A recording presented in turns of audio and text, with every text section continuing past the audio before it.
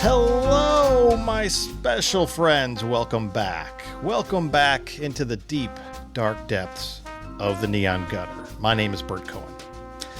We have returned from our quest for the holy grail of cheap Las Vegas vacations, and I think it's fair to say we've exceeded our expectations, while only being marginally worse for wear.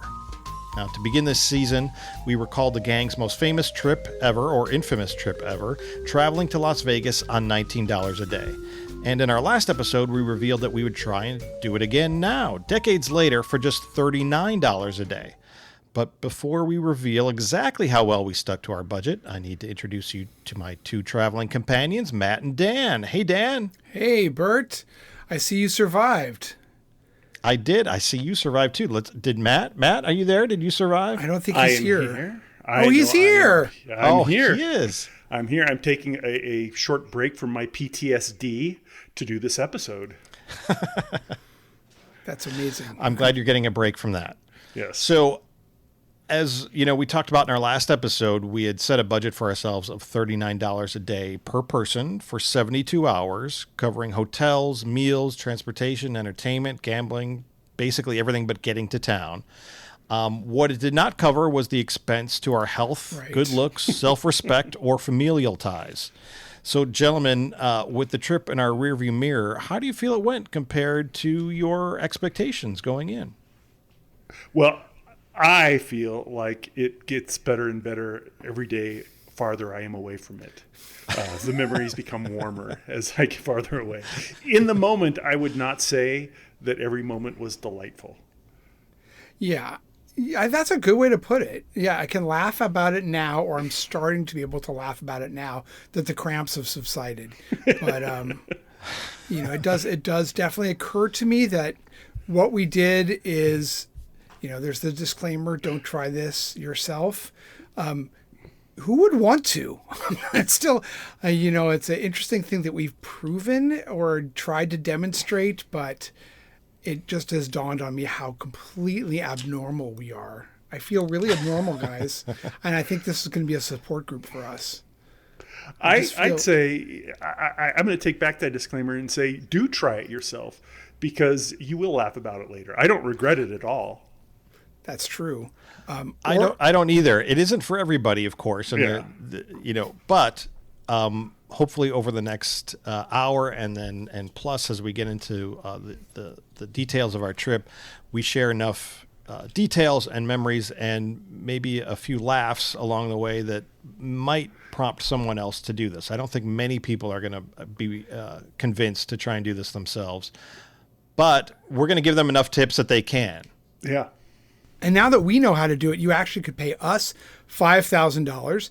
And apart from that expense, we'll make sure that you come in under $39 a day. That's right. $5,039 a day. Each. And all expenses will be covered. All expenses paid for $5,039. That's right. And we will provide you with a track phone so that you can call us from our suite at the Bellagio, and we can give you information about which way to go and where the crosswalk is 4 miles south of the Strip. And where to find the 99-cent hot dogs. That's right. So we talked on the last show about our strategy to get to $39, and a lot of it was to use casino free play and match plays to supplement our budget. Right. And actually that worked out quite well. But as we accounted for everything, taking all of that free play and match play earnings out of our budget, we still managed to stay under $39 a day. And I think that's extremely impressive in today's day and age. Yeah, I did not expect we could do it. That's huge. And I don't even think we realized it in the moment because we weren't doing accounting at that level until we got home. It's the moment we knew we were in good shape because of the free play.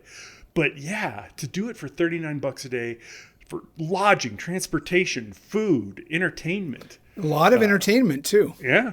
And we were never bored on this trip. I'll tell everybody that as we get into it. We were never, and that was one of my fears going into it. It felt like reading the $19 a day trip, that there was a lot of waiting around. There was a lot of standing around. It felt like, yeah, it was fun because you were with friends, but it felt like there was a lot of downtime. We were never bored on this trip. We were scheduled to the hilt. Yes. Yep. Yeah, I would have preferred a little more boredom, actually. I don't blame you. But I also will say, in terms of the $39 budget, that one particular outlandish expenditure from Dan meant that he needed every single penny of that $39. But we're going to talk about that a little bit later. It's listener, I can't even express to you how outrageous this was, but we'll get to it a little bit later. Yeah. And you know, we were all free to spend our $39 however we wanted. And so none of us were in any position to judge. But oh my God, I was judging so hard. You judge so hard. And you still are. You still are. Yes. Wait, you can tell I'm doing it silently. It's in your eyes. Oh. So now with the free play included, we did much better on the cheapo scale, Yes. and we'll reveal the final bottom line at the end of our story. But maybe we should just start at the beginning. Let's talk about day one. That was a Monday. We came in early December on a Monday. I was going to say, I'm guessing that you picked Monday on purpose, or we did, like this midweek. Yeah. If we're doing $39 a day, yeah, we weren't going to show up on a Friday night. Yeah, Right. we've talked in the past about how early December in Las Vegas is a cheap time to go, and of course midweek is always a much cheaper time to go than weekends, for sure. But the first thing we did, at least the first thing I did once Matt arrived at the airport, was look for free water. Yes. And I was told that there were some like places you could fill up a water bottle at the airport, and I couldn't find them. And then once Matt arrived, we were able to actually find one of those water stations. This is a good point. Like, not paying for water means you have to drink Las Vegas water, which is not the not best. good. And it's not cold usually either. But if you're going to do Vegas on the cheap, carry a water bottle with you, because there are no drinking fountains in the casinos for a reason. Very, very few. There are a few bottle stations, although we also came to some that didn't work. Yeah. But actually, one trick that we figured out and used in a couple places was, if you can get on a hotel floor that has an ice machine, Yes. fill up your water bottle with ice, and you've got cold water all day. Oh man, yeah. It was like quite a luxury having ice. So anyway, after we got to the airport, Matt and I activated our bus passes and caught the bus to go down Paradise. And so, you know, we also talked in another episode about how we were buying a 3-day bus pass that would cover us for all 72 hours, and that's why we kind of activated it at the last second. And that cost $20. And you know, I've ridden the bus in Las Vegas before, but I generally don't do it. And I have to say, the bus passes treated us really well. We went all over the Las Vegas Valley and did it for 3 days for just $20. It was really good. And we rarely had a particularly long wait. You know, part of it Correct. is you have an app that's telling you, here's the bus, here's how much time you have till it gets to your stop. That makes a big difference. But it took us everywhere we wanted to go. In fact, in many cases, it took us right into the parking lot of the casino, because those things, the transit service is set up to help the service industry workers. And so it pulls right into the casino parking lot. You said took us. Yes, I did. And then we got off the bus at Desert Inn and walked over to the Wynn, which was sort of a desolate walk, which would sort of give us a preview of what the next 3 days were going to be like. But there was a big poker tournament going on at the Wynn, and they were giving away seats to a free roll poker tournament. And if you didn't get the valuable seat to the poker tournament, you got some free swag. So what did you get, Matt, when you pulled your ticket out of the bundle? Oh, yeah. I got a deck of cards. Very nice. Yeah. I got this lovely white hat. Yes, you from did. Club WPT. Yeah. And I don't know if that was worth our walk down Desert Inn Road, but we did it anyway. It was free stuff. Yeah, I would say no, but yes, we did do it. So then we were on Las Vegas Boulevard. I think we caught the Deuce, right? Yeah, we caught the Deuce to the Strat. Yeah. And then we walked to our motel. So the motel we were staying at for the first 2 nights was the Super 8 motel. It's listed on the web as Super 8 Las Vegas Boulevard. This is a Super 8 by Wyndham. Yes, it Correct. is. Super, yes. It's very fancy. And, you know, we were very trepidatious about this hotel. I mean, it's some place we'd never stayed before. I don't think we'd ever even, you know, give it a second glance as if we've gone past it in a car. Oh, neighborhood is not what I would describe as the best, certainly not the most touristy. And we got it extremely, extremely cheap. $14.88 per person per day. Yeah, so it was. So we got it extremely cheap per person because we were dividing the room up by 3 people. It was $14.88 per person, and that includes the 11-cent tip that I gave to the booking company, which was Holisto.com. Actually, it was a 33-cent tip that we all had to split. Yeah. I didn't agree to that. Yeah, I know you didn't either. But I put it on your bill. I put it on your bill anyway. But so we'll talk about the motel in a second, but I just want to talk about where we booked it. So we booked it with a site that we were not familiar with either, called Holisto.com. I'd never heard of it before. But it was a very cheap price, and we'd been looking at rates for months. So we jumped on it. And even though they had not disclosed the resort fee of $11, or $10 plus tax, the motel itself and the rate was still cheaper than anything we could get anywhere else. Yeah. And so we jumped on it, and we showed up, and they had our reservation, and we were able to check in, and we were not charged a dime more than we thought or anything like that. It was totally on the up and up. So I got to say, I'm going to give Holisto props for. I do want to say, though, I just looked it up now on Google, and the very top thing in Reddit says, Holisto is sketchy, do not use. So proceed with caution. It worked for us, though. Yeah. It worked for us. It absolutely worked for us. So I think the one thing that people, don't like about it is that if you have, they're very strict about their no refundable policy. So if you try to cancel or get a refund on a booking you've already made, it's not going to happen. They're very strict about it. Also, I'm going to caution one more time. Just the App Store has 1 star for Holisto. So I think we got lucky. We went into that knowing what it was, and actually, I did contact customer service over an issue, and they got back to me very quickly. They got back to me within 24 hours, and they continued to follow up with me. I'm going to give them 5 stars. I have 0 problems with Holisto. Yes, if you are a more sort of high maintenance client that needs a lot of customer service with your booking, which I do, they're probably not the place to go. But if you are just cool booking a room and you're going to use it, and that's all you want is the cheapest rate, I thought they did a heck of a job. I was going to say, we're not high maintenance clients. We are high maintenance friends, but we are not high maintenance clients. Yeah, and I was going to say, like, the foreshadowing here is we encountered another app on this trip that had quite low ratings, but we'll get to that. Deservedly so. We'll get to that. Deservedly so. And so we also, for that rate, we got a garden view room, if you consider a garden view a car parked right in front of your room, and a brick wall beyond that car, because it was right a brick wall from the Thunderbird. Another cheap motel. The Thunderbird Motel, yeah. So we had a wedding chapel on one side and the brick wall of the Thunderbird on the other side. There was also a drag show up at the corner. There was a drag show called Queen. And the wedding chapel next to us had a Dracula themed wedding that you could have with a coffin. They also had short Elvis, like that's right. They did. Little person Elvis wedding you could book. But once you were in the room, I've stayed in much worse rooms. In fact, I would say that I've stayed. It just recently, some of the cheaper rooms at big hotels are in worse shape than this room. I'm thinking specifically of like Circus that I've stayed in recently, or El Cortez Pavilion rooms were not as nice as this room itself. Which is not to say it's nice. It's functional and right. Stripped down, but it's a motel, it's a cheap motel, but it's very clean and everything worked, and I had no issues with it. For what our expectations were, absolutely.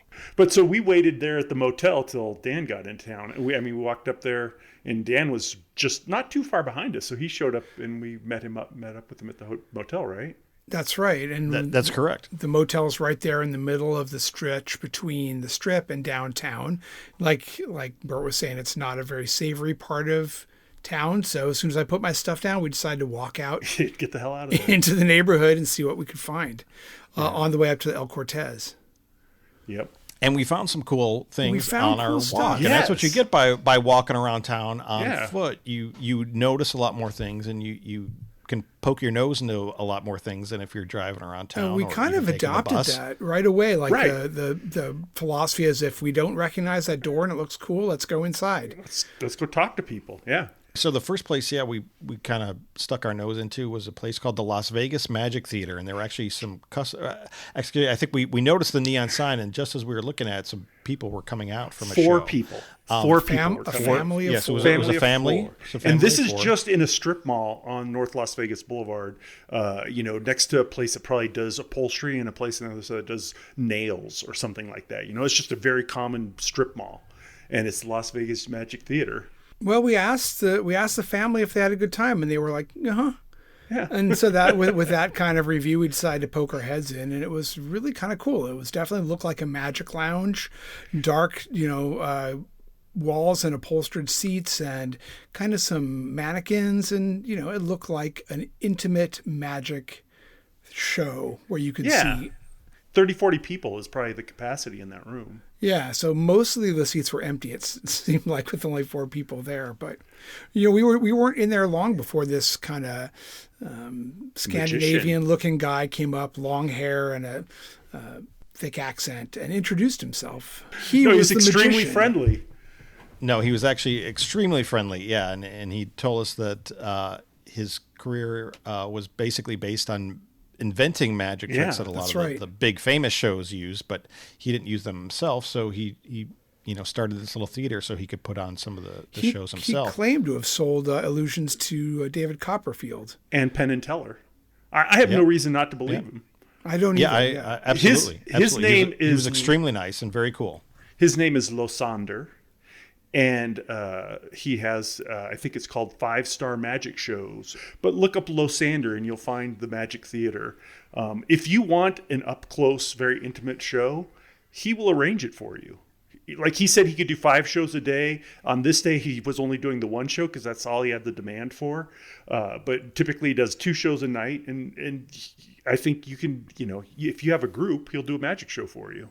Yeah, next time we're in town with a group, we're definitely going to absolutely go see his show with the group. Yes. We Absolutely. imagined actually that if we had come up with surplus, we would spring for a Losander show on the last day. For just the 3 of us. Yeah, we kind of thought of it. So And you get water and popcorn during the show. water, you can't overlook water. Free water. Yeah, that was really cool. So we talked to Losander for a while, just hanging out in there and checking out his little room. So we walked a little ways, and then we found another place we'd never seen or noticed before, a place called the Old Havana Bar and Cigar Lounge, and it was very different than the Las Vegas Magic Theater, but also very cool, and another super cool owner proprietor that we had chatted up for a while. But once again, when we walked in, I mean, it was like there was a hookah, there was a humidor with what do you call it, a humidifier going in there, but only one person in there. And once again, it was the proprietor was the only person in the place when we walked in. So it seemed very hip, but it was not yet hopping for the night. Well, it was what? It's probably only 8:30, 9 o'clock at night. It was a Monday night. And everyone Monday knows night. you don't go to That's smoke not gonna cigars happen. until 10, 11 at night. So This is probably a place we wouldn't spend a lot of time at because it would be outside our budget normally. But he was really cool. He said he was put cool. He said he put one of Very our cool. stickers up in the bar for the neon gutter, which was cool. I think he was He was probably Jamaican, maybe, or Caribbean of some sort. yeah, I think so. And Nice probably in guy. his late 20s, Very nice. early Yeah. 30s. Very nice, very cool, well traveled. Yeah. and very interesting guy. And told us some places to check out because we said, we're trying to kind of see the backside of Vegas, some places people don't normally go to. And he's like, go here, check this out. So, and we actually did. We went over to the Arts District, just like he said, and checked out some of those places. I think we liked him right away because he told us that the Fremont Street experience is awful and just for tourists, which we agree with. So 100%. we're like, okay, this guy's cool. So where'd we go next? The Fremont Street Experience. Fremont Street experience. Right up to El Cortez. Yep. We were heading to El Cortez for a couple of reasons. One was there was one of the big promotions we were looking to cash in on to help our budget was this promotion with the Station Casino Sportsbook app that you could also activate and deposit money at the El Cortez, according to their literature. Yes. So we were looking to do that. Unfortunately, the sports book was actually closed. The Monday Night Football was still going on, but somehow they had closed the sports book. So the sports book at El Cortez has really kind of gone downhill a little bit since we used to, go in there as customers for many years, a long time ago. But so the sports book was closed after halftime at Monday Night Football, but we were still able to do the boarding pass promotion where you get some free play by showing your airline boarding pass. And then you get free drinks as well. We use those at the Parlor Bar during Monday Night Football. So and that's that was for fun. anyone. If you fly Anyone into Vegas, then take your boarding any pass to airline. El It doesn't Cortez. matter the airline. Take your boarding pass to El Cortez, and you will get some free play and a free drink and a free $25 blackjack match play. That's pretty great. Yeah, and their bars are pretty cool there too. Yeah, so we used the free play, and that was the first place on the trip that we used the free play. And we did well on that. We did not use the $25 match play at blackjack, only because in that instance, especially at blackjack, you're definitely risking your own money. And so if we had lost $25 of our own money, that would just totally kill our budget for the entire week. Yeah. So there's no way we could risk that, even though it was too early to take that. Even though it's an risk. advantage play, we couldn't risk losing that $25. So we just skipped the $25 match play altogether and just used the free play at the machines, and we all did just fine with that. And then we had cocktails in the Parlor Bar, which was nice, and watched the end of Monday Night Football. Yep. With some cowboys, because the rodeo was in town, so there were cowboys everywhere. There were cowboys there all and weekend. the Cowboys were playing. And the Cowboys were playing. So That's right. Cowboys. Because it was Bengals Cowboys, or who was it? That's right. Bengals Cowboys. I probably bet the Bengals. So you did. I think you won that. You won that bet. I did win that bet. You won a quarter, right? Yeah. That's as we enjoyed our cocktails, Bert and I bet a quarter of our own money on that game to see who would win. And I won because I bet the Cowboys and you bet the Bengals. Dan, not knowing anything about football, bet both of us that the game would end in a tie. And after I made the bet, that's when they told me they were just going to overtime if it was a tie. That's right. Which is kind of not fair. Kind of not fair. Kind of not fair, but kind of fair. Yeah. So he lost 12.5 cents to each of us. Yeah. Mm-hmm. So I made 37.5 cents plus a free cocktail plus some free play, but we hadn't had dinner yet. That's true. But before that, we had more match play to cash in. So we went to Downtown Grand, where the American Casino Guide has a coupon where you can get $10 in free match play. At least they did. So again, I'll just preface this once. All the deals we're talking about, we were able to use in December. We're just going into a new month and a new year, and a lot of these things are going to change. Yeah. And so what we're also going to try and do is keep an updated list on our website, neongutter.com. So as you're looking to plan your next trip for maybe, $36 a day or whatever, and you're looking for some good deals, we'll try and point you in the right direction as things change. But American Casino Guide, back in the old days, it was actually a book that you bought, and they had coupons in it, paper coupons. Now it's just an online thing, and anybody can go on the web to American Casino Guide and print out these coupons. And this one, again, is for $10 match play. And so we stew-packed it at the roulette table. So guys, tell us, remind our audience what stew packing is and how we took advantage of it. Stew packing began when we used to stew pack our money on the Vegas World $500 or $1,000 in free play deals. You basically split your money, put half of it on pass, half of it on don't pass, half of it on red, half of it on black, so that no matter what the outcome is, one side wins. So when you have a $10 match play, you've got $10 of your own money, $10 of match play. Each of us put that on red and black, spin the wheel, comes up black. We get our $10 plus $20 in winnings. So we get $30 back. And we lost $10 at the other end. So you had $20 to split. The net is we net $10 profit. And if you don't know where the term stew pack comes from, you've got to go back and listen to season 1, episode 1, because we explain this whole kind of thing there. Yeah, it's basically eliminating the risk in your free play. So you could go and bet each match play on black, but what if it just keeps coming up red or zeros? You're out. But if two of you go up and do both sides of the bet, you're almost, I'm going to say almost guaranteed to make a profit. There's still the 0 double zero. Yes. Yeah, on roulette or the 12 on a craps table. So there's always some house advantage, but the chances of coming up with that are very slim. Yeah, and one thing I will say is the casinos are getting a little more rigorous about not wanting people to do this. They're noticing. Yes. They're noticing now. They noticed that Bert and I were doing that, and the person was like, "Do you know each other?" I said no, and I think it was pretty obvious I was lying, and I don't think that made them happy. I also want to point out that at the Downtown Grand, this was the first time on the trip, and it happened over and over, that we had to educate their employees on their own promotions. That's also right. I don't know if it's an issue of turnover or if it's an issue of these deals just aren't taken advantage of very often. But there are many situations where we had to explain to the dealers, no, we get this. This is the coupon. This is what we get. And we had to explain it to them until they finally understood and gave it to us. That's right. There were times where they were like, well, are you staying here? And we're like, no. No, we don't and then need to. they were like, well, you can't use this. And then we would show them the words on the coupon that says this is available to anybody. And so you do have to advocate for yourself if you're going to use these promotions. It's a ton of work. And well, I would give credit to Bert. Bert will go farther than you or me. Sometimes we'll be like, well, all right, whatever. I'm not going to fight it. Bert will actually fight it. So credit to Bert. I was looking for a fight on a few of the places. Totally. I think it was just so I didn't have to fight with you guys. I could, maybe fight with some casino employees. right. But I was itching for a fight every once in a while. That's true. I love that you were just displacing your anger on someone else. Yeah. Like, tell me why I can't use this. I wish more people in my life would do that.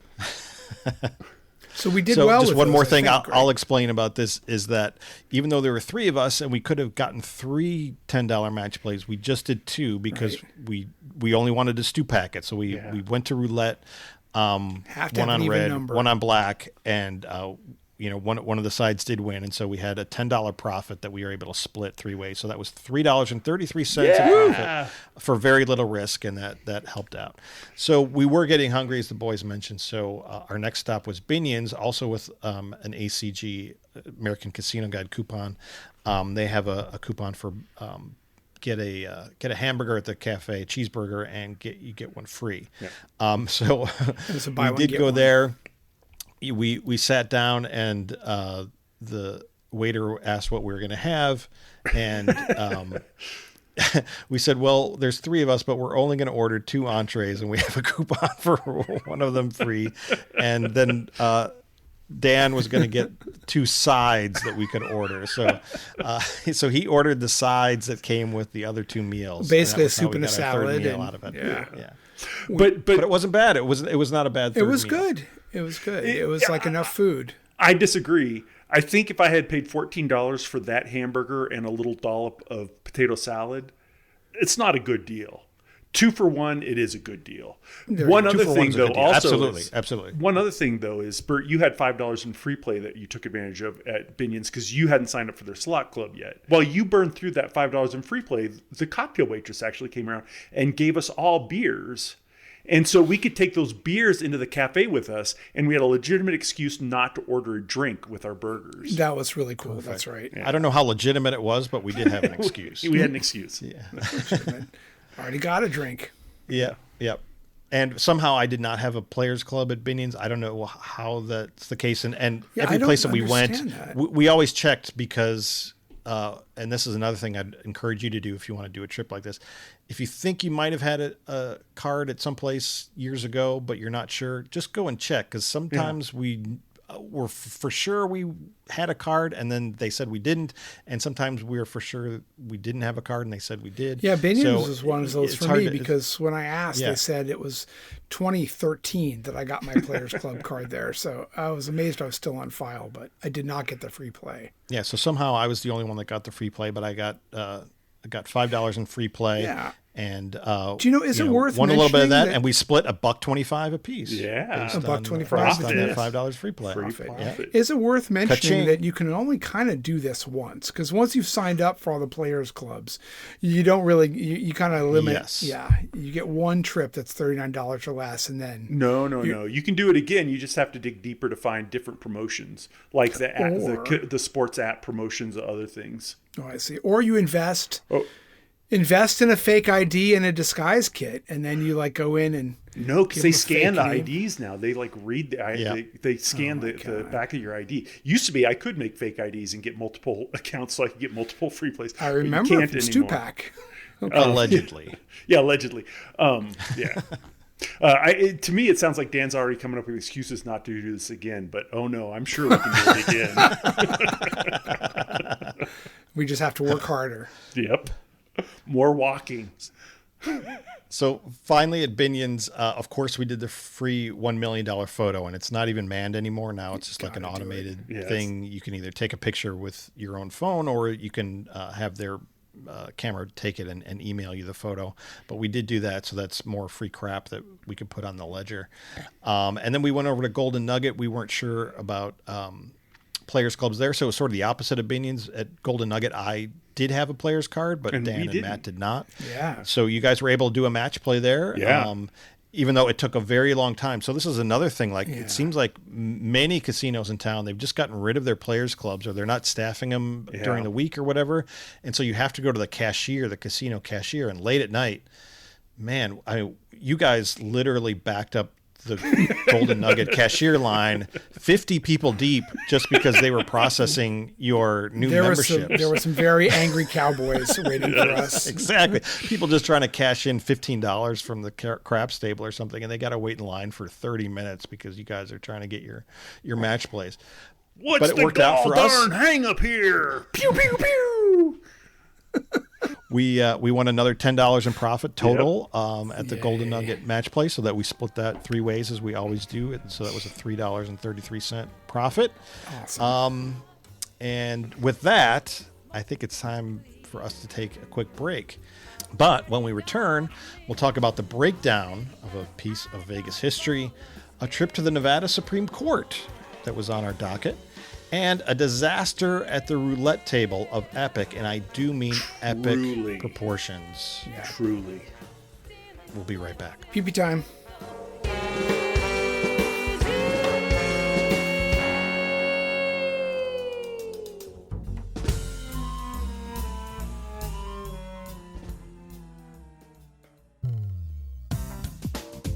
Whether you're here to try your luck at a nearby casino, get married at the Las Vegas Wedding Chapel, or enjoy one of the famous shows this area is famous for, Super 8 Las Vegas Boulevard puts you in the center of it all. In addition to our amazing staff, our amenity package includes a banquet hall and a beautiful wedding chapel, and our on-site restaurant has conference and convention rooms available.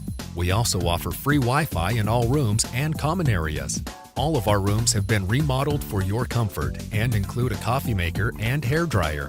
In select rooms, you'll find a refrigerator and microwave. For the trip of a lifetime that's both fun and affordable, we'll see you soon at Super 8 Las Vegas Boulevard.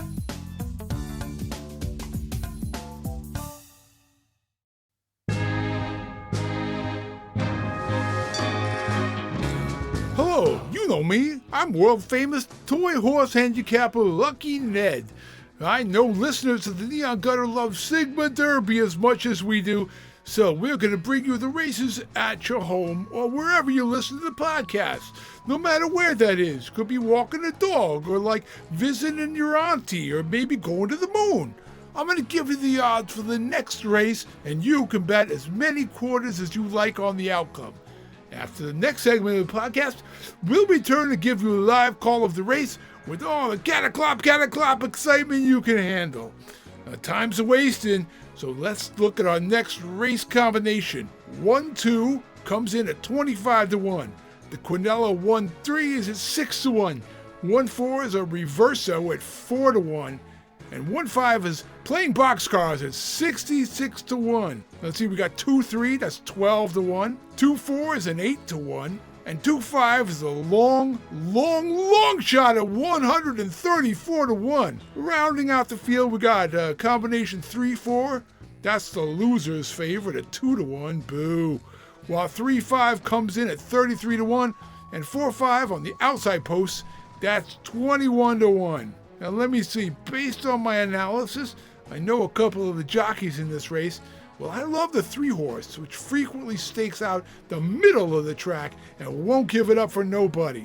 Pair that up with the 5-horse, the fast-closing underdog with a pedigree of Garlic Bagel as his squire, and you'll be raking in the dough with 33 to 1. Put a lot of quarters on that one. We'll be back with a live call and the result of this race after the next segment. Until then, don't you ever forget to go with guts.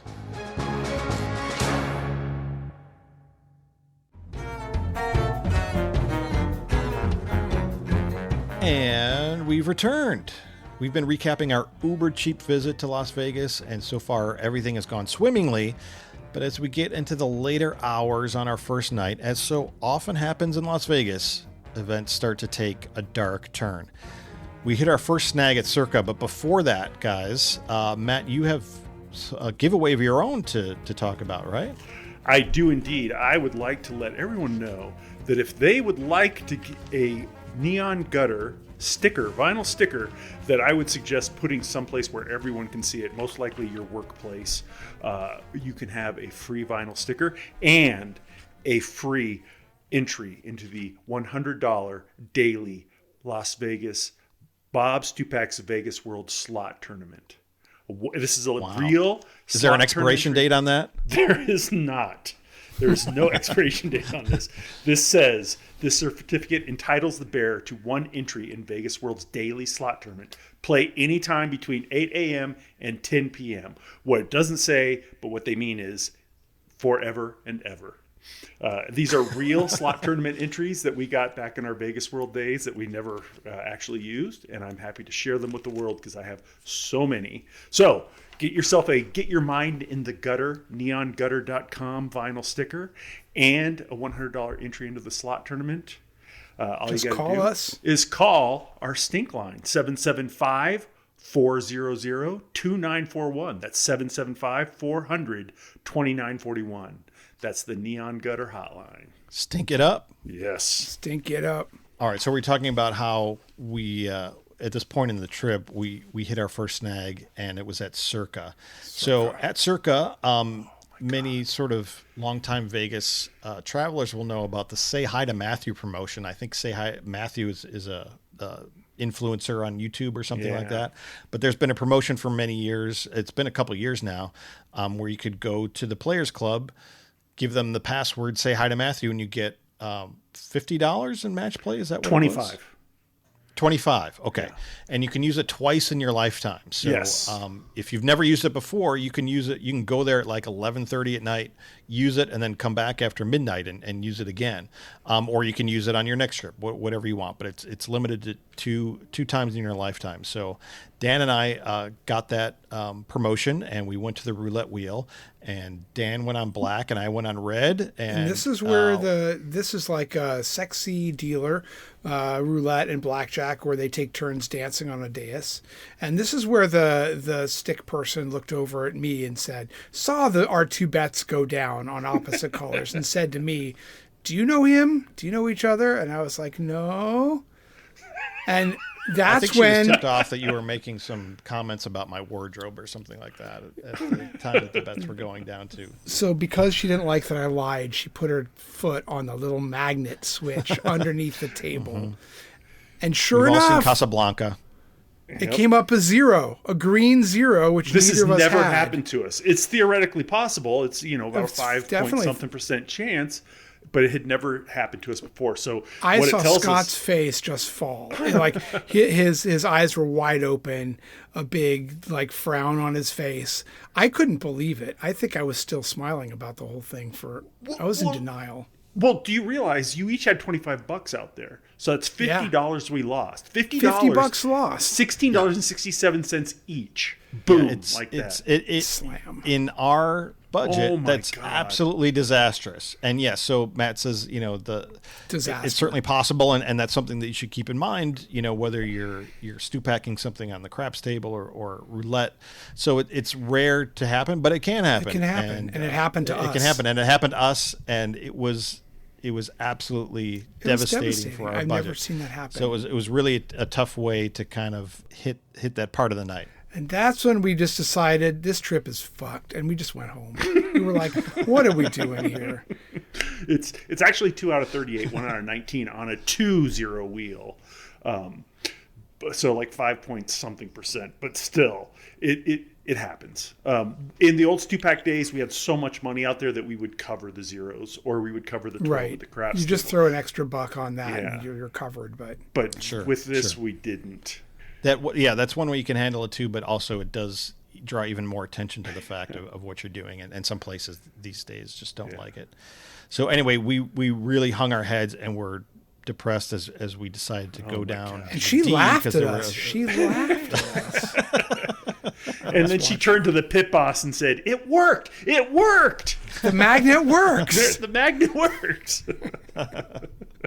So we headed out of Circa with our heads hanging low, and we went back east towards the D because there was some more promotions. We were just trying to get our money back because there was another promotion there, a boarding pass promotion. So similar to the El Cortez, you can get a match play at the D. There you have to have a boarding pass from 2 specific airlines, either Southwest or Spirit.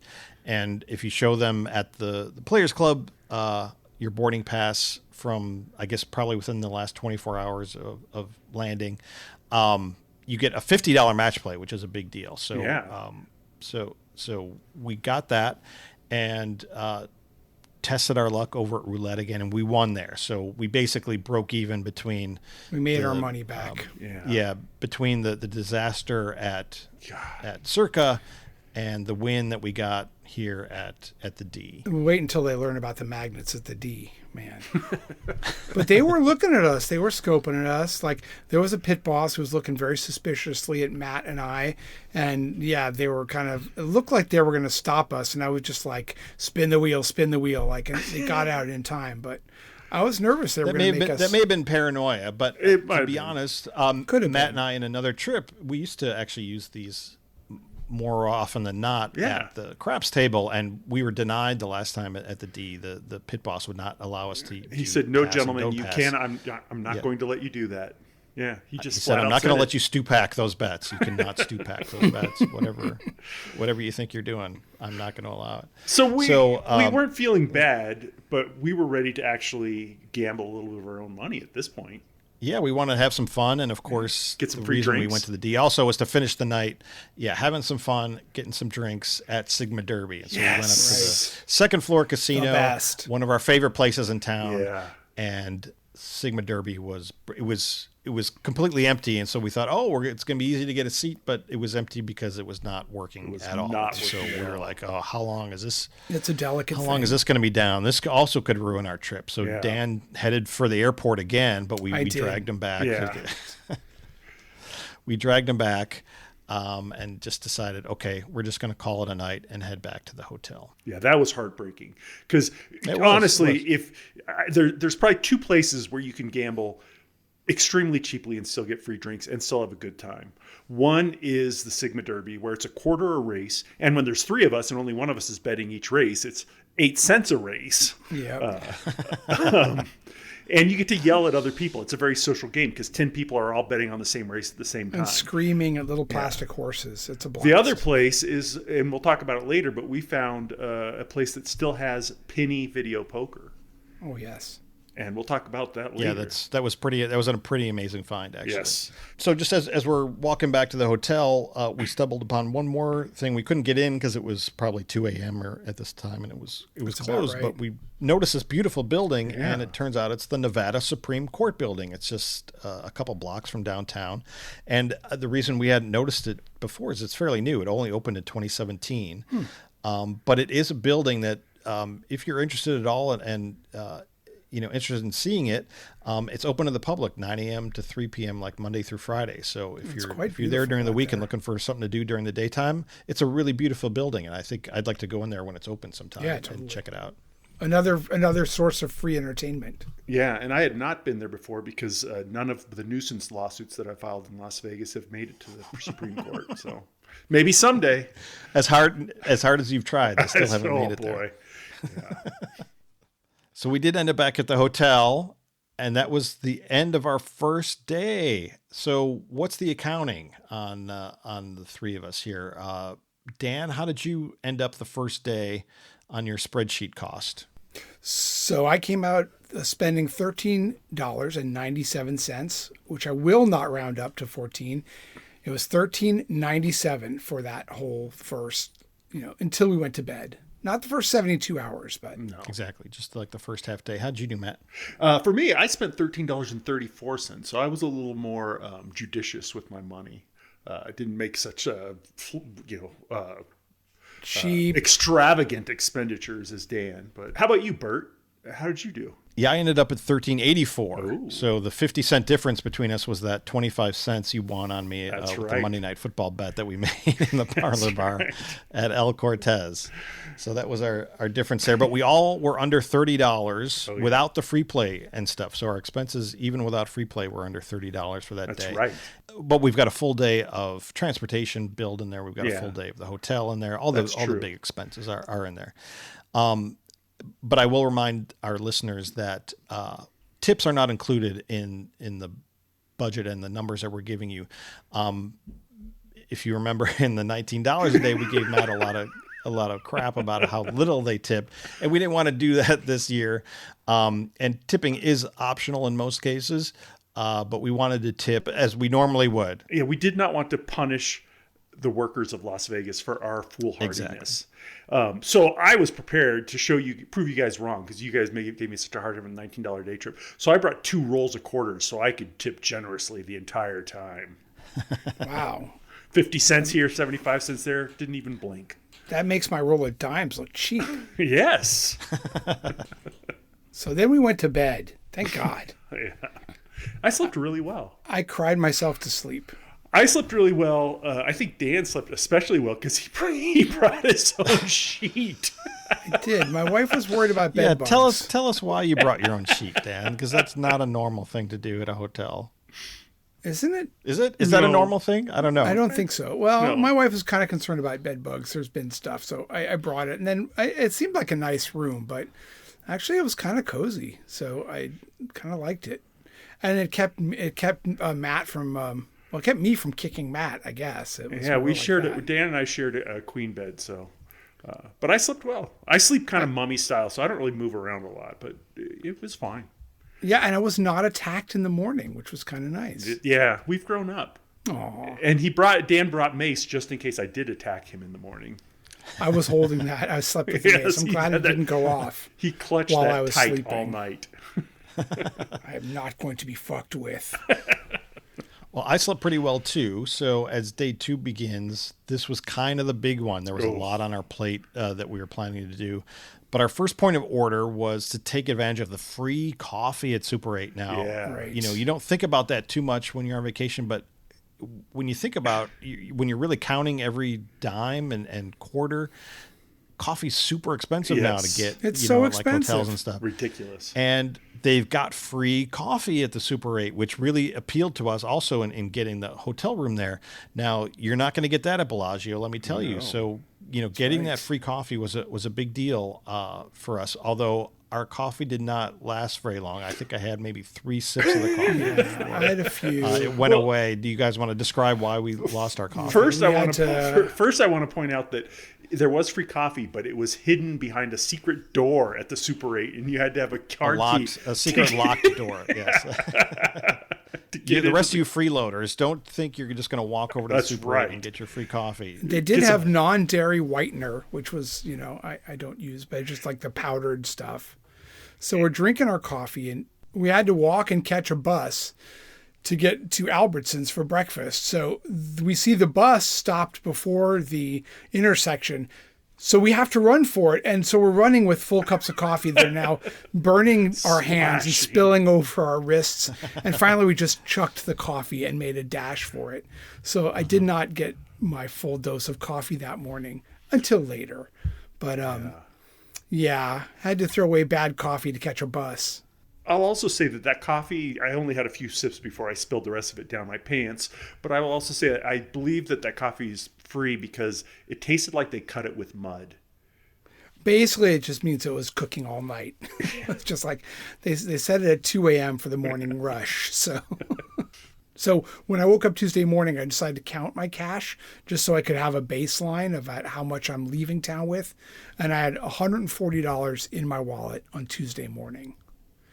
So that was kind of like that's my watermark to see if I go, what happens at the end. Figuring I'd spend it all, because $39 a day. I will say when he fell asleep, he had about $210 in his wallet. But yeah, when he woke up, he had that's why I didn't 140. count. I had $70 more Tuesday morning, interestingly enough. But That's anyway. strange. That is interesting. Yeah. That is interesting. Yeah, so we had to go to Albertsons. For breakfast. So yeah, our plan was to buy breakfast for a couple of days at Albertsons instead of going out to like a restaurant, and we thought that was definitely a money-saving move, and that certainly was a good one for us. So we took the bus straight down Charleston East.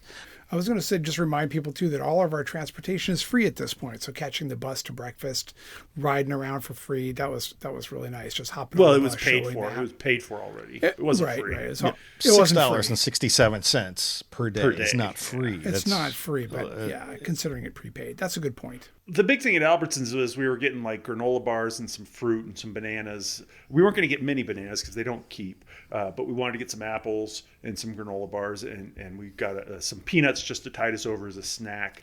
Bert, Jar why of don't you tell peanuts. us? That was a good price. Yeah. Why? Yeah, $2.50 for a big can of Planters roasted peanuts. peanuts. Delicious. Bert, why don't you tell us how your apple adventure went? Sure. Well, I had actually done a little research to find out that there was an Albertsons within, a reasonable distance of our hotel, and check out the prices. I was sort of like, well, what should I get? What's the most cost-effective way to kind of handle this? And I noticed, the prices of some apples.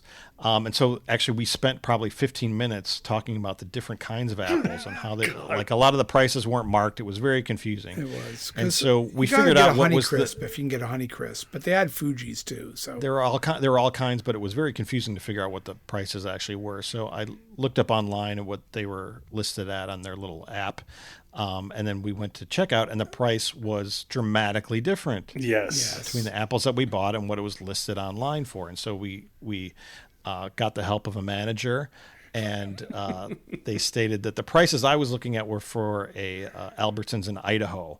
So those prices were not applicable, and we were going to have to pay the higher price for the apple. So it was almost 70 cents more per apple or something, which we exchanged really the again apples, left didn't me we? with a bad Yeah. taste in my mouth. Yeah, it would have been like a couple of bucks more had we stayed with the apples that we thought we were getting, which is Correct. a lot on our budget. So yeah, and so we did. Yes, we went back. Matt did go back and swap out the apples for some lower cost apples. They thought we so were that was- being very cheap. That's my guess. Little did they know that we had much deeper depths to reach. And again, when Matt says I was looking to pick a fight, this is He did. where it really This was the started fight. to begin. I was really putting my foot down. That come on, you got to give us the right price for these apples. I'm not paying another 70 cents Yeah. per apple. was- What do you take me for? Yeah.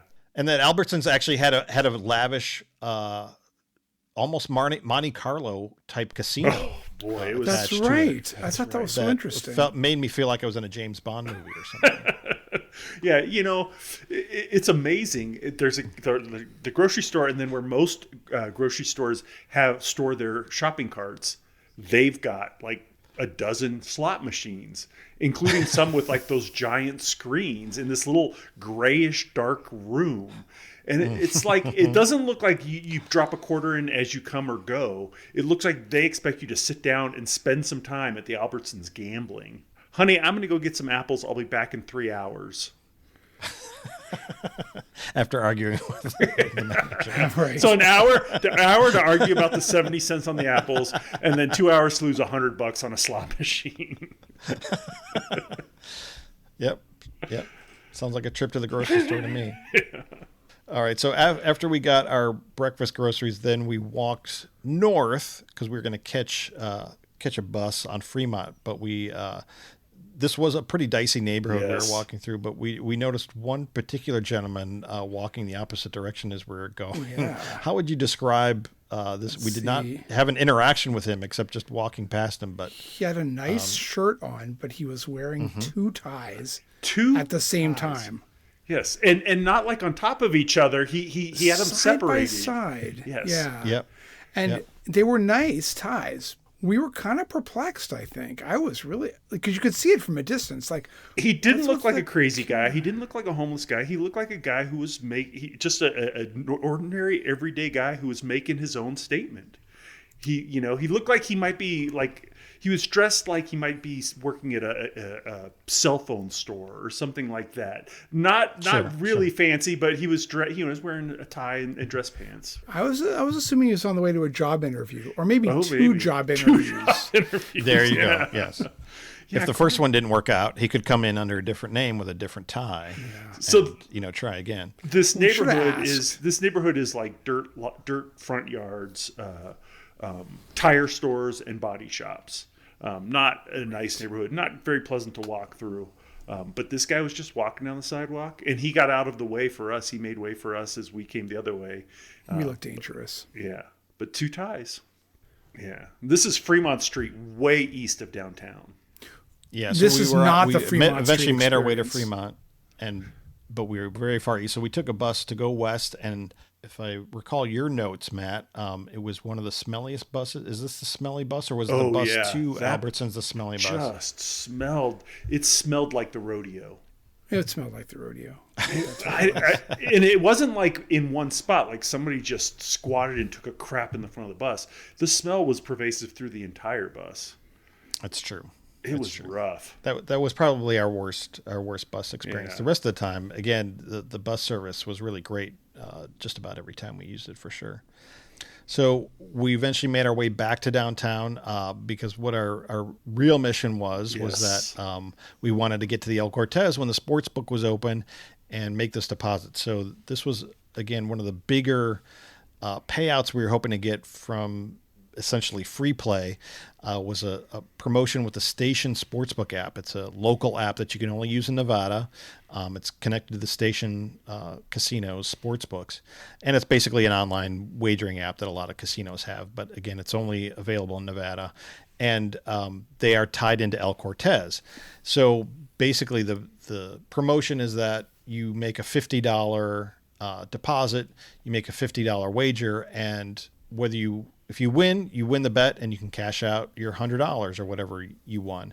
If you lose, you get your entire bet back, not as another bet or as other bets, but you get it as cash that you can withdraw. So it's literally a risk-free bet that's very, very unique and something that we thought we could really make advantage of by stupacking to sportsbook bets. We did make a deposit, each one of us $50 a piece at the El Cortez Sportsbook, but it was a very kind of outdated process. The sportsbook manager had to be brought in. He had to actually email Stations casinos to tell them that the deposits were coming in. It really took a long time. It was much harder than it should have been. And even then, after we left, Matt and Dan, their deposits showed up in their app and mine didn't. So as we were walking towards the plaza, I went back to the El Cortez to try and get it sorted out. And it was really not a great way to start our experience with the Station Sportsbook app. Do you guys have anything else to add to that little story so far? Summarized it pretty well. Yeah, it was all manual process, and you're relying on a guy working in a sports book to correctly type in all of your information on So- their. Yeah, all your personal information, birthday, So those Social Security number, promoted all that as stuff. those promoted as risk free. There actually was a fair amount of risk involved in this. Yeah, And we'll talk about that a little bit because this is just the beginning of the frustration we had with this particular promotion. yeah. Which is another 1.8 star app. Yeah, well, it Yes. was 1.9 Yes, for till sure. we gave them our reviews. Now it's 1.8. Exactly. Yes. It's going down. So as we left the El Cortez, we stopped back at the D to see if Sigma Derby was still down, and sure enough, it was. Still broken. And we had some leftover match play from the previous night. So Dan and I went ahead and went to the roulette table once again to use our match play. Free And money. Free money. no, that's not what happened. Wait. We had another Zero. This was a roulette double disaster, zero. if you can believe it. We hit the that was zero, then we hit the unbelievable. double zero. Twice in It one really weekend. was kind of wacky. So, yes, the folks at the circuit talked to the folks of the D and said, here's the magnet. Try this magnet. This will stop. This will stop them from stew packing. And it sure Twice stopped in us. one weekend. And this is after years and years of this never happening. Never happening. Yeah. Twice in within 24 hours. Unbelievable. Another $50 just flushed down the toilet. So you know why I believe it's a magnet. I mean, how else could that happen? Yeah. Yeah, it's pretty crazy. Like the odds of this happening to you on one trip are low. To happen twice in one trip, and we had what? How many times did we play roulette? Maybe 5 spins. So Yeah. out of the 5 spins, I think 2 of them hit zero or zeros. double zero. The odds are really, really kind of astronomical on that. So we felt pretty unlucky, and again, our budget really took a hit with another Jeez. big No kidding. gambling loss. It was not good, and so Suck. here we are starting out our second day with a huge loss, and so that was not great. Yeah, we were starting among the three of us starting to talk about, well, what weeds that grow in people's yards can we eat? There are some edible Dandelions. ones. That's true. Dandelions are edible. That's true. You already had some Google bookmarks to figure out I which, did, yeah. which those might be that you were starting to pull up. I was We prepared. weren't really allowed to use our phones, but if it was to look for sustenance in front yards, we could do that. Right. So we headed west over to the plaza where we were going to check out free play for new members, but that didn't work out for any of us. Nope. So at some point in planning this trip, some idiot, I don't remember which of us, decided that since we were planning to end up at the South Point, Which of you was it? Yeah. so it was me. It was me. Bert really is the engineer of this trip. Bert did more legwork for this trip. Well, we all did literal legwork, but preparation. We did a Evil- lot of literal evil legwork. genius. Bert did more than the rest of us. There's no question True. about that. That's true. This I'm not very proud of, but I had the idea, since we were planning to end up at the South Point at some point to take advantage of their midnight coffee shop specials, we should just walk all the way back up Las Vegas Boulevard in the middle of the night until we ended up at Jerry's Nugget in North Las Vegas, like well over 13 miles as the crow flies. That was my big idea. Thankfully, as we got into more details of the planning, Matt was like, yeah, that might not be so practical. So we thought instead we'd start our day on this day, start our walk at the plaza downtown and walk all the way to South Point during the day, while we made a bunch of numerous stops during the day for various And reasons, detours. either food or entertainment, and lots of detours. Right, detours yes, for too. sure. Yeah. So it was actually a longer trip with the stops we made. I think it was well over 16 miles plus all the other just, again, just as the crow flies, but with all the other walking around and through casinos and stuff. I think, Dan, your step counter was clocking us in closer to 20 miles by the 20 time we got miles to the by end the of time it. we ended. Yeah, that's right. We hit 20. Yeah. 20.02. And it really felt like it. It We- felt like really it. felt like We started before noon to get to a place to have a meal after midnight. That's right. In and out of places, and every time you go into a casino, of course, you're walking back to find the Players Club, which is never at the front. So you're going way in and out of places. I don't think I've ever walked 20 miles in a day. Certainly not on pavement. It was a kind of a personal. I don't know whether to say personal best or personal worst for me. So we began the walk here at the plaza.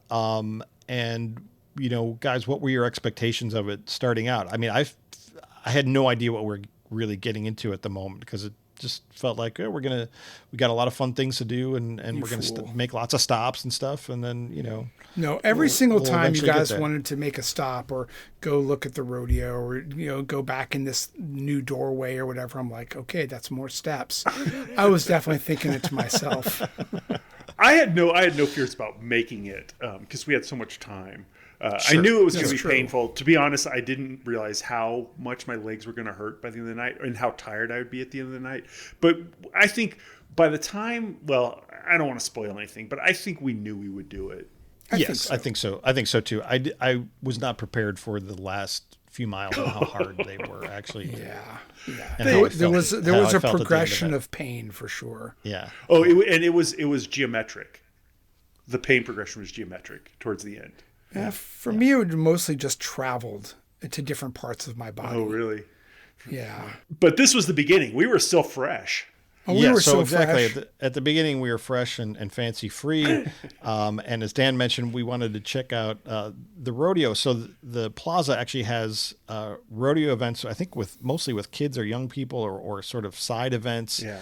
That they It was have like in the demos or free like stuff. the lower parking lot, the south parking lot of the hotel. They open up, and those are events that are just free to the public. You can go and hop on the bleachers and watch them. So we ended up there just as they were taking a break, so we didn't want to hang around and wait around. So we were there for only about 5 minutes or something. But that is something that you can do again for free this time of year, is go look at some free rodeo acts. I think that's kind of cool. Yeah, I think they were doing was. some sort of roping event. We caught the very end of.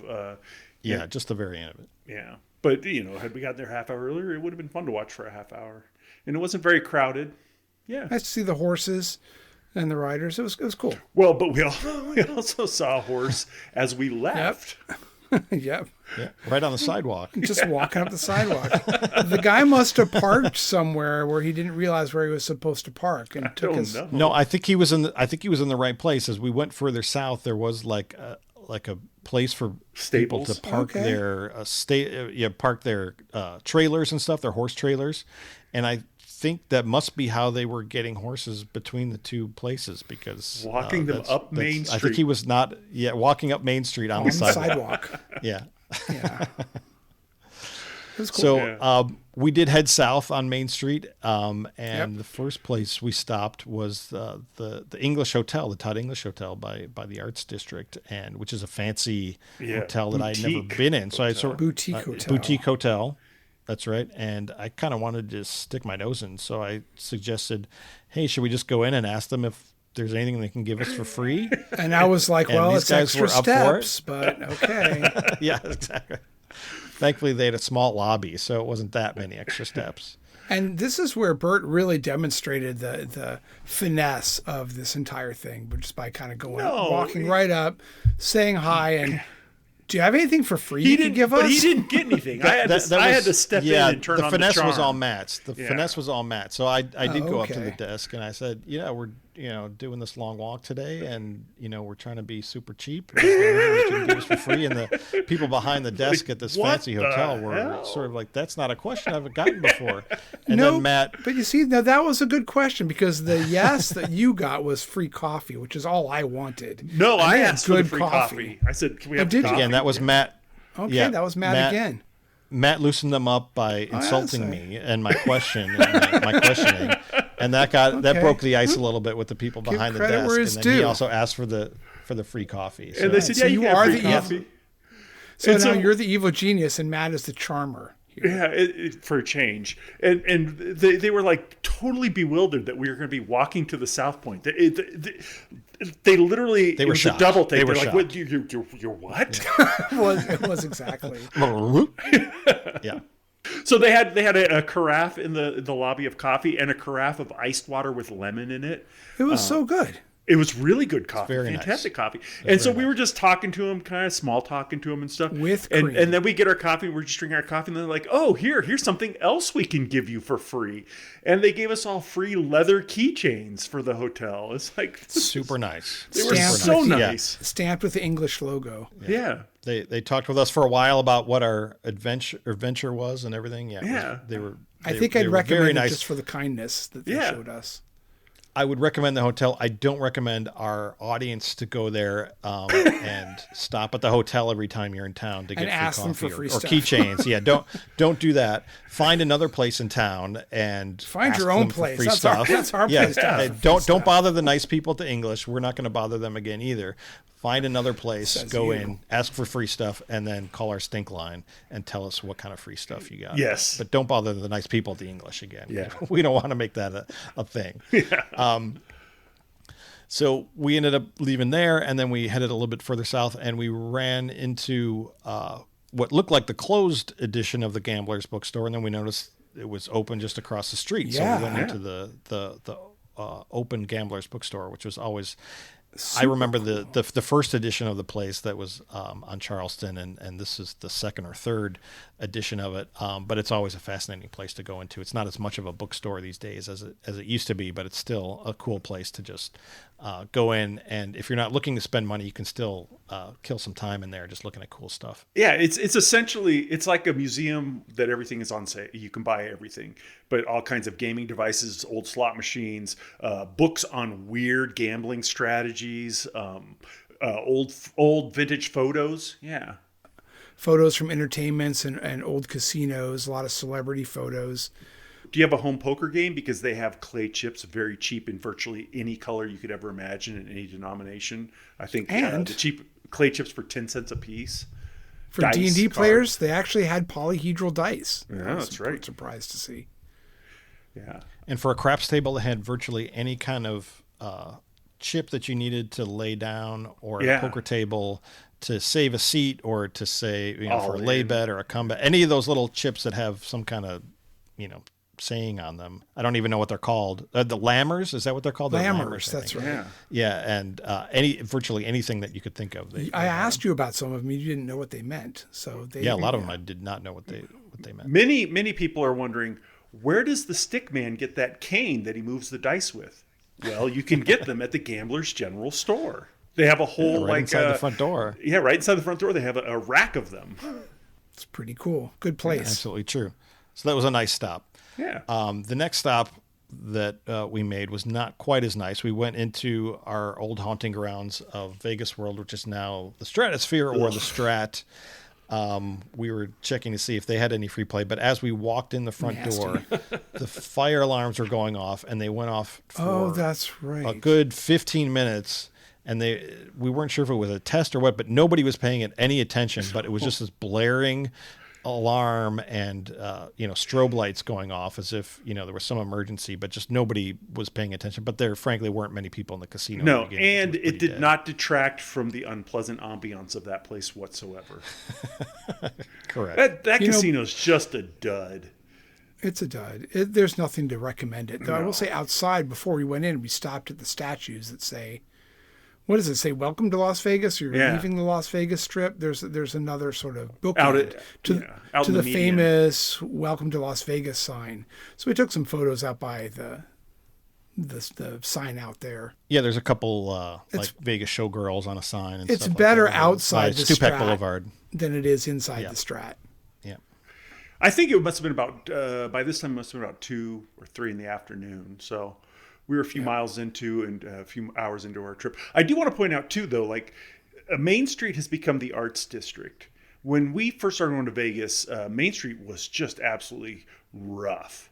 And even Las Vegas Boulevard was rough, but it was in better shape. Now Las Vegas Boulevard between the Strip and downtown is in worse shape than Main Street, because Main Street is really gentrified with this art district, and there's lots of funky hipster type stuff going on. It was a more pleasant walk than Las Vegas Boulevard.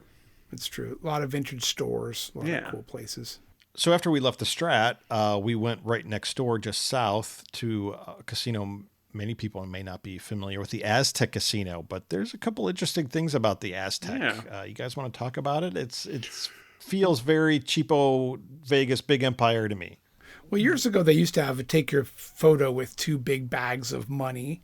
Like you would hold these bags with dollar signs on it. They don't offer that anymore because my brother Phil actually has the bags. After the photo, he just walked out with the bags. He claims to have tried to give them back to somebody, but then nobody was there to take them. So he basically just walked out with them. So unfortunately, that promotion is probably 25 years gone. The casino is slots only.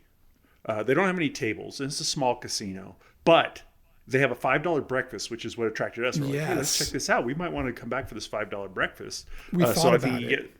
So they have a $5 breakfast. They have a moderately cheap cafeteria. It's basically just part of this casino floor is roped off for a dining area. Then they have slots. What's interesting about the slots is that they have video poker machines that you can bet 1 penny at a time. It's not like those bogus penny slots where you end up having to play like 200 pennies per spin of the wheel.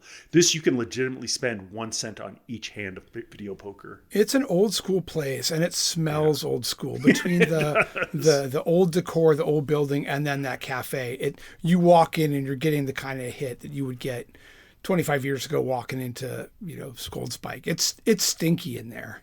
It feels like the same clientele too that would have been at the Gold Spike Yes. 25 years ago. And we asked where the Definitely. Players Club was, and the security guard had to tell us, "Oh, we have nothing like that here."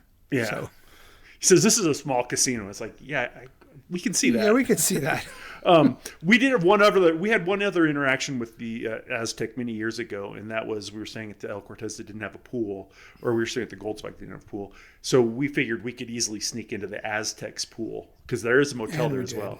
And we did, and we got in trouble with security for being too loud. The people whose rooms were by the pool complained. But they didn't ask if we actually belonged there because they would never think that somebody would sneak into the Aztec to swim.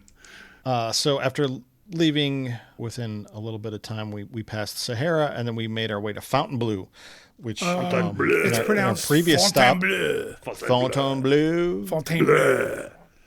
Fontainebleau. We'd previously stopped there earlier in the year, but we intentionally did not Right. sign up for a slot club card at that point because we wanted to take advantage of this promotion, which was still going on, which was $15 in food credit and $15 in free play. Which is a great promotion. yeah. It's a really sign-up. great promotion, and if you haven't taken advantage of it yet, I suggest that you get to the Fontainebleau soon. The because what? I don't know how long that's. The Fontainebleau. Fontainebleau. That's exactly what I said. I suggest you get there soon because they're not doing that great. And who knows how long that very generous promotion is going to go for. Or $15 in free play. that It casino was is awesome. going 15 in free play. Yeah. Or that casino is going to last because it's not doing true. great. It's Right, fancy, but it's bland. Right. It's like, we see you spent a lot of money, but why? Yeah. There's So nothing the- special about that place. But anyway. The food was good. Yeah, there's nothing special about it, but it's nice enough. It's And a luxury we place, did yeah. well. We did well at free play. We made did. enough to split $11.25 among the three of us. No, we each got didn't we? About $11.25 for each of us. each of Yep. us. For each of us, which is pretty good. Nice. And then we got free food up in the second floor food court. We all went to the burrito place. And the service was a little slow. That was Just a little slow Just there. a little. I don't know what that was about. Yeah, they were. They taking weren't their busy. time. They're artisans. They're burrito they're artisans. Yeah, exactly. But our burritos there each cost us $1 over the $15 credit that we had. So it cost us $1 $1. breakfast burrito, can't beat it. bad. It was great. Yeah. So $16 for a burrito is pretty steep, but when $15 Yes. is covered by the casino, it's a good deal. That food court is pretty pricey. I wouldn't recommend it's it very without that pricey. $15 food credit. But with $15 food credit, yeah, absolutely. There's pizza, there's burgers, there's burritos, all separate places, bagels. They're all kind of high end. So as we sat and ate our lunch, we made our sportsbook bets on the station sportsbook app. So we found a game that was happening pretty soon later that day, a basketball game. And it was the Duke Blue Devils that everybody knows in terms of college basketball.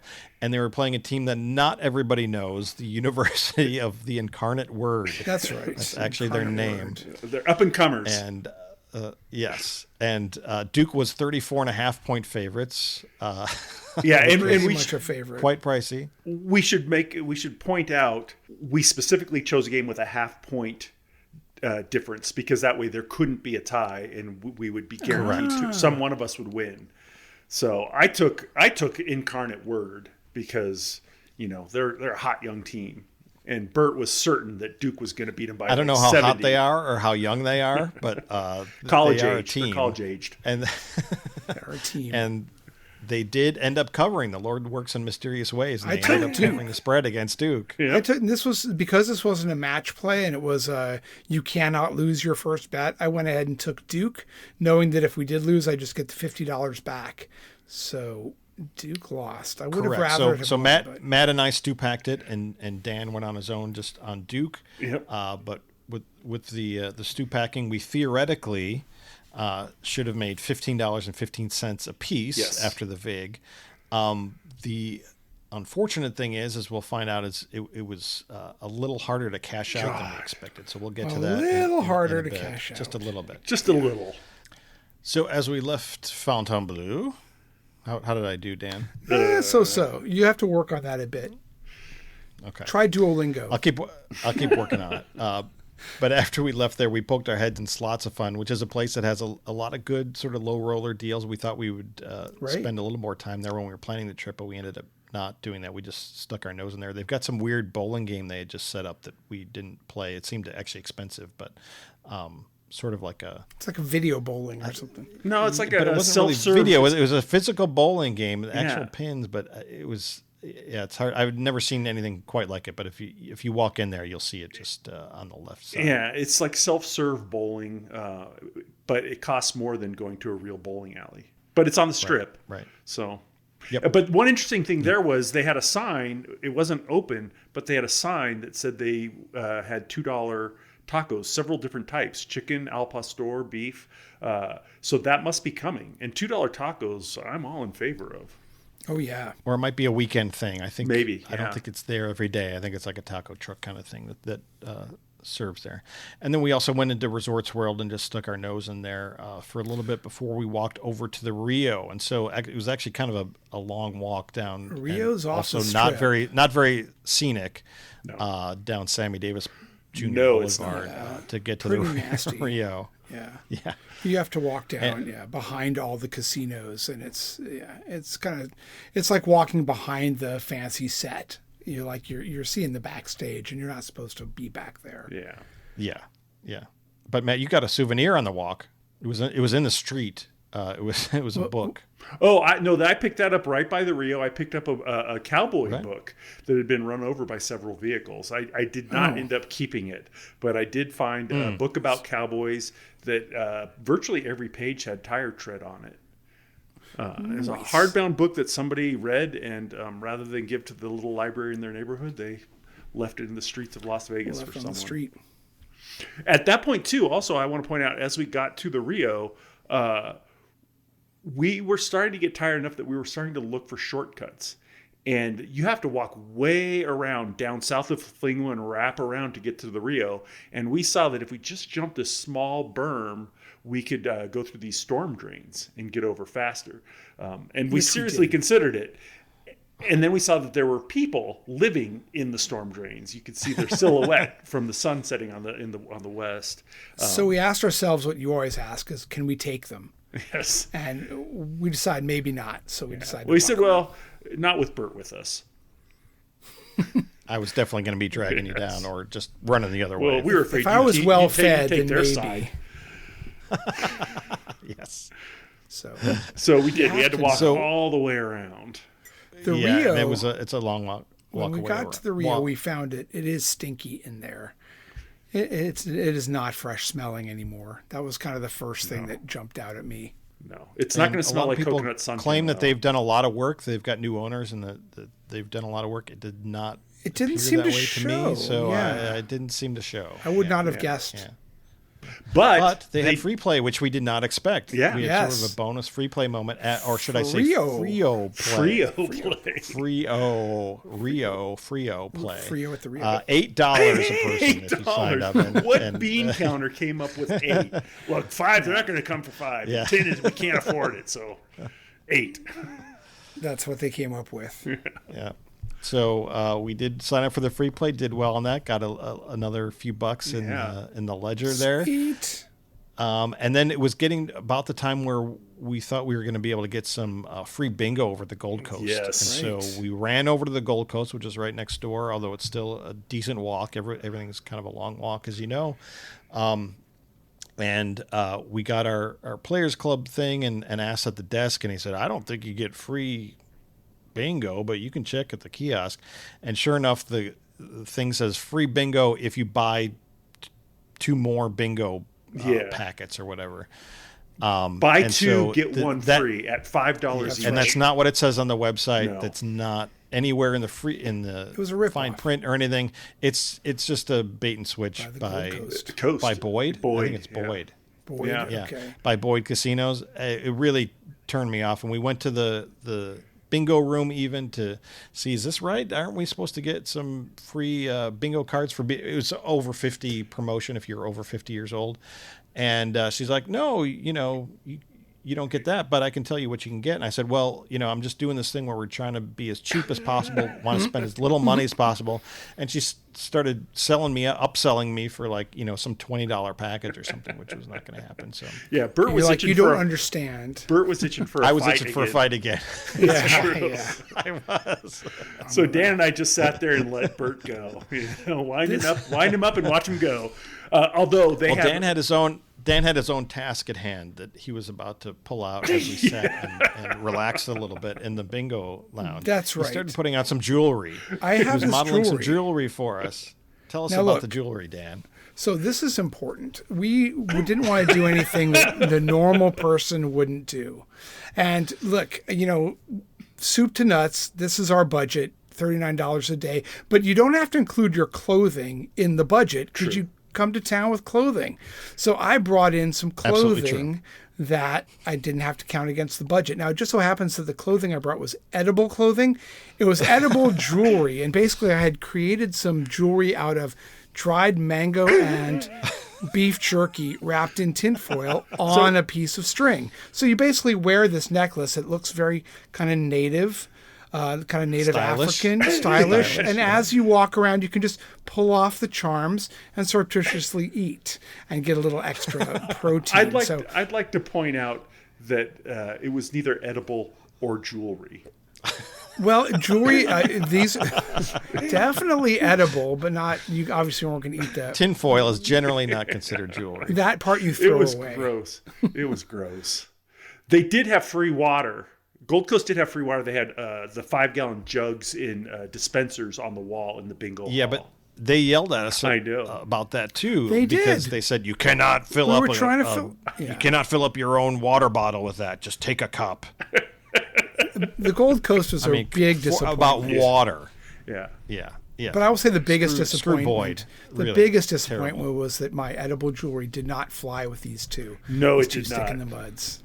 It was really shockingly ugly. And do you know why?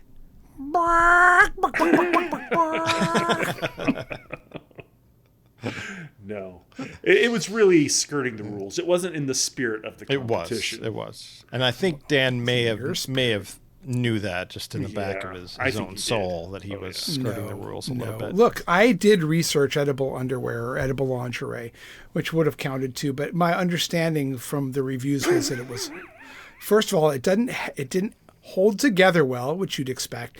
And also reviews said it was oily. So I had considered pulling out bits of an oily red gelatin brassiere as we were walking, but I also felt that wouldn't be nutritious either.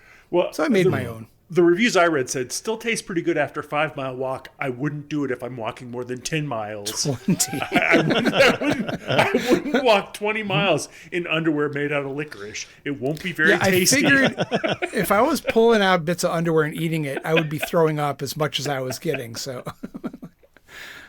but I encourage you, listener, to make your own edible jewelry. We'll have a tutorial on the website.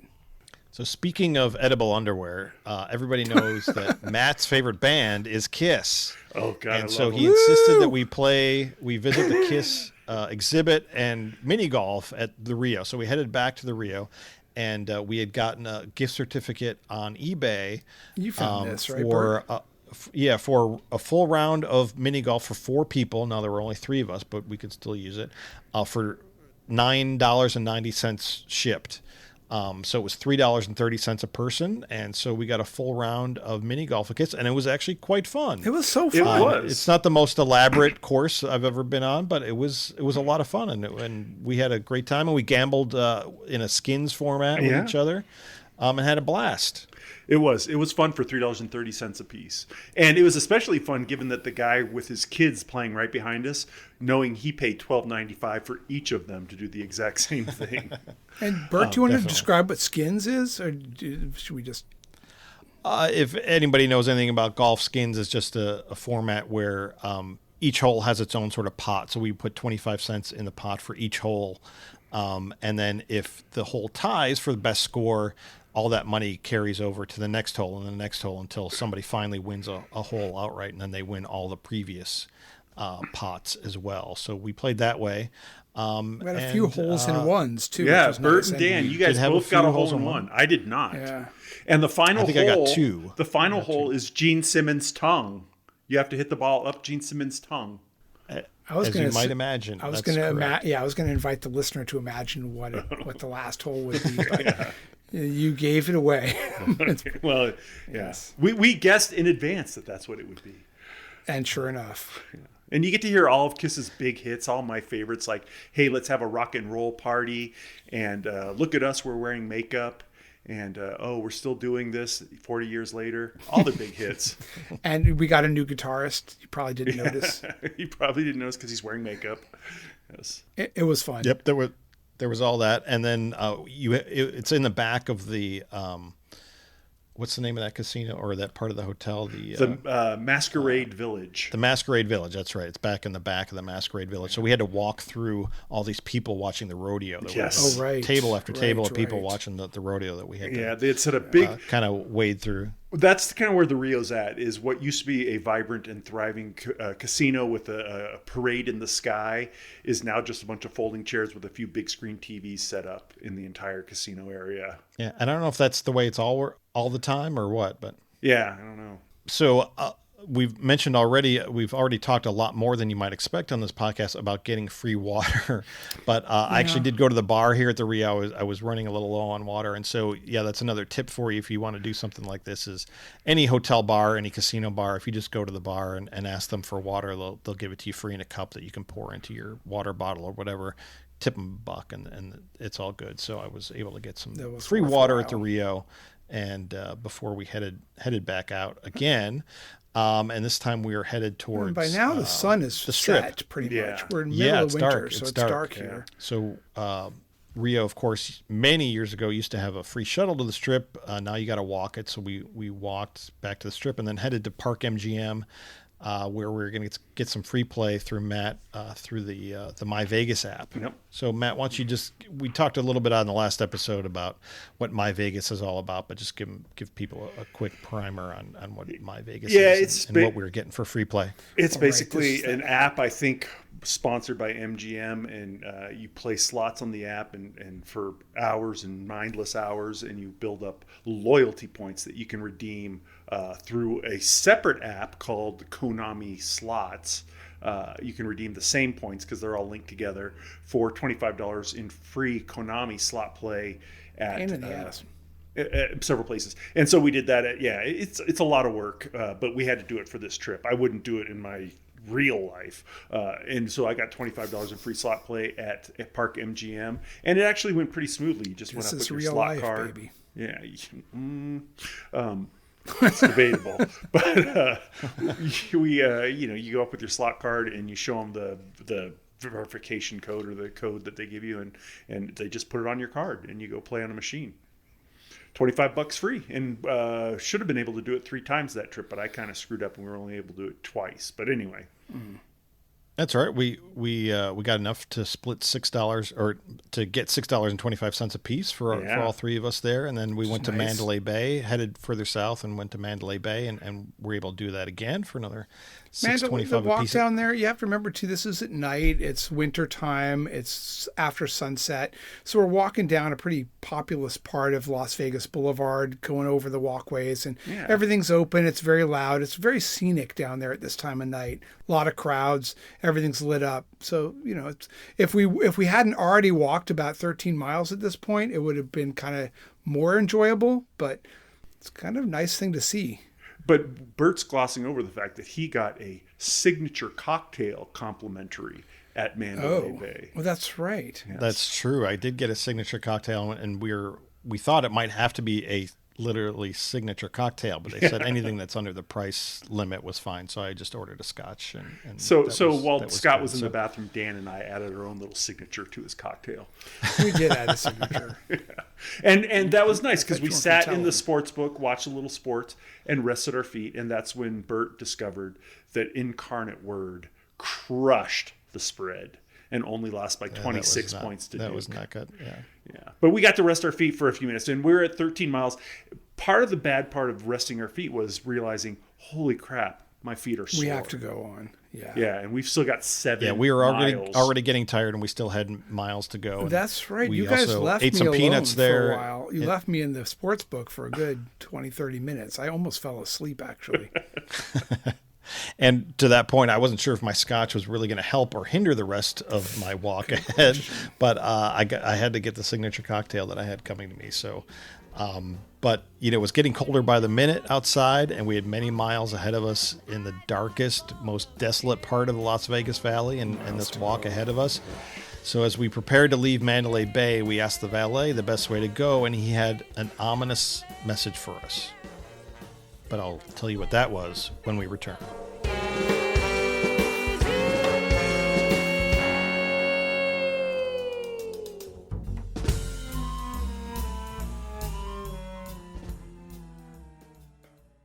The excitement capital of the world, Las Vegas, is now the best buy in town for your dollar. Carefree David Travels can jet you directly to Las Vegas for a 3 or 4 night vacation for as low as $199. And that includes your airfare, ground transportation, your choice of a dozen great hotels, baggage handling, all included in one low price. That's right, all included for as little as $199. So get it together for the fun time of your life in the 24-hour capital of excitement, Las Vegas. For more information, call your travel agent or Carefree David Travels.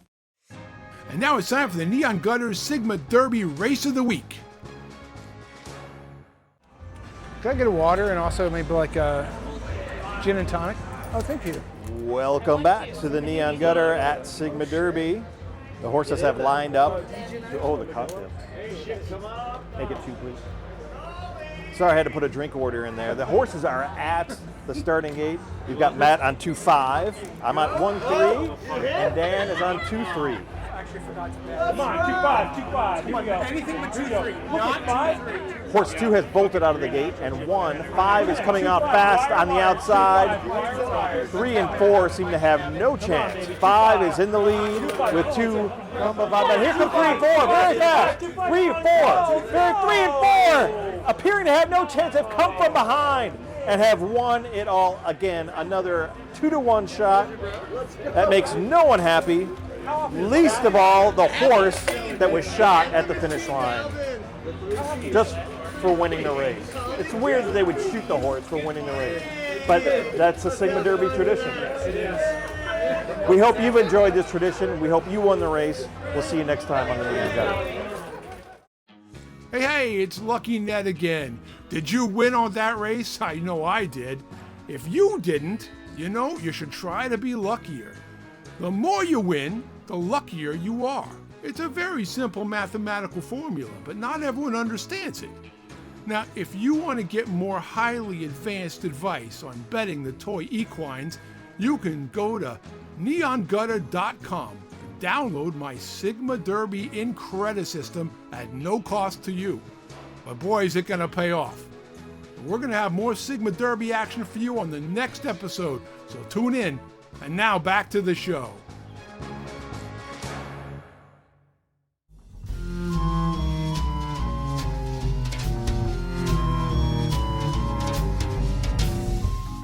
Thanks everyone for returning to where we are all knee deep in the Neon Gutter.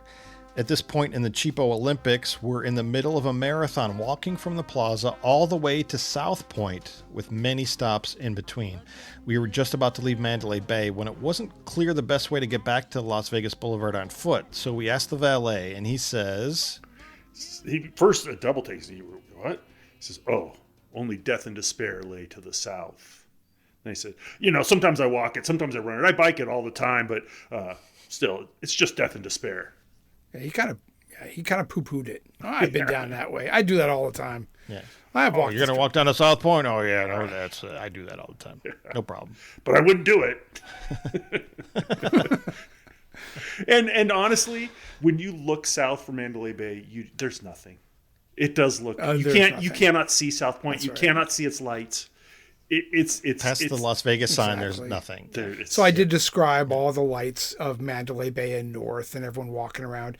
You look past, what you see is the Welcome to Las Vegas sign. And then beyond that, it's just darkness. Yeah. And that's the darkness we were going to kind of walk That's toward. the darkness for some we encountered. ridiculous You reason. must go into the darkness. The Heart of Darkness, the horror, the horror. But that's a story for another day. This podcast has already gone on too long, so we're going to split it up and tell you the rest in our next episode. And in our next episode, we'll finish our late night trek down the darkest section of Las Vegas Boulevard. We'll go on an even crazier trek all over the city just to try and cash out our sportsbook bets. Ridiculous. And then we have the pleasure of meeting the world's foremost Sigma Derby gurus, and I don't mean Lucky Ned. With all the roadblocks and bad luck thrown our way, can we possibly stay within budget? We've already had these disasters and a sports book that will not cash out our bets. We'll let you know that and much, much more on the next episode of The Neon Gutter. Hope to see you then. The cash won't last through these. Neon Gutter is a Big Empire production. Randy Shannis, executive producer. Hey, that's incredible theme music is by Rosin Coven. Do you have something to say? Well, shut up. No, don't do that. Call our voicemail line. 775-400-2941. 775-400-2941. Ask us for a sticker. We'll send it to you. And for more episodes, vintage photographs and video, contact information, Reno, Tahoe, Atlantic City, and those amazing trip reports, visit us at neongutter.com. And tell them Telly Savalas sent you.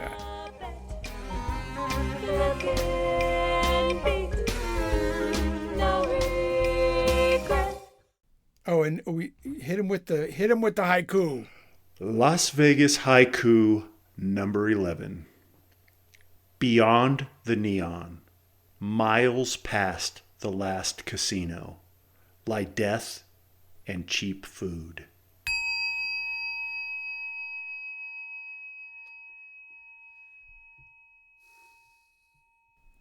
Cheap. So fucking cheap.